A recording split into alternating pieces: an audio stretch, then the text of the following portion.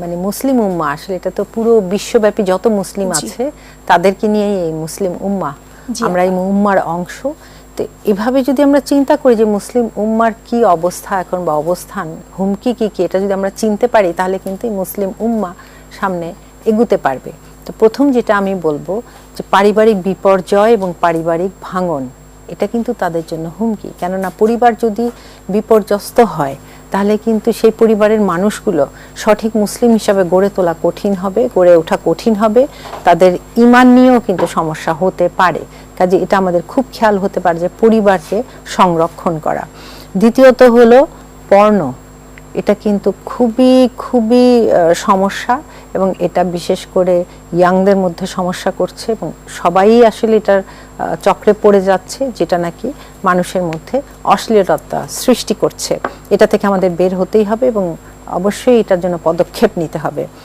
তৃতীয় যেটা উল্লেখ করব সেটা মাদক বা ড্রাগ, যেই ফর্মেই হোক, এটা ইনজেক্টেবল হোক, খাওয়ার হোক, পান করার হোক, যেটাই মানুষের মস্তিষ্ককে আচ্ছন্ন করে ফেলছে, সে মাতাল হয়ে যাচ্ছে, সে কি করে সে জানে না, সে চরিত্র খারাপ হয়ে যাচ্ছে, এই জিনিসটা অবশ্যই মুসলিম উম্মার জন্য হুমকি।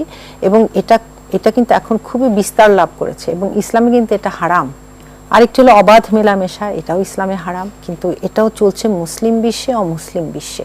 শেষোক্ত বলবো বুদ্ধিবৃত্তিক দৈন্যতা, অর্থাৎ আমাদের মধ্যে বুদ্ধিবৃত্তিক চর্চাটাও কম, আমরা চিন্তা করি কম, ইসলাম সম্পর্কে পড়াশোনা কম, কিন্তু অন্যান্য জিনিস বা ইসলামের বিরুদ্ধে যেগুলো হচ্ছে সেগুলো আমরা পড়ে ফেলছি, কিন্তু ইসলামের এখানে সলিউশন বা সমাধান কি এটা আমরা কিন্তু পড়ছি না।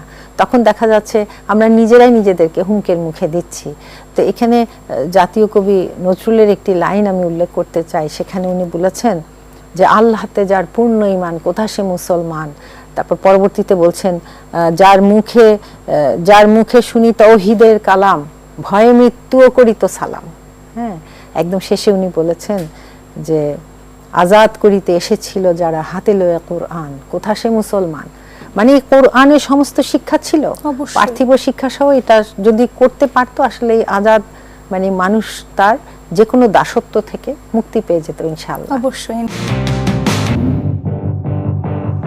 আপু আপনিও মাঠে বসে মেসিদের দেখার সুযোগ ছাড়ে কেউ? দেখা হবে মাঠে।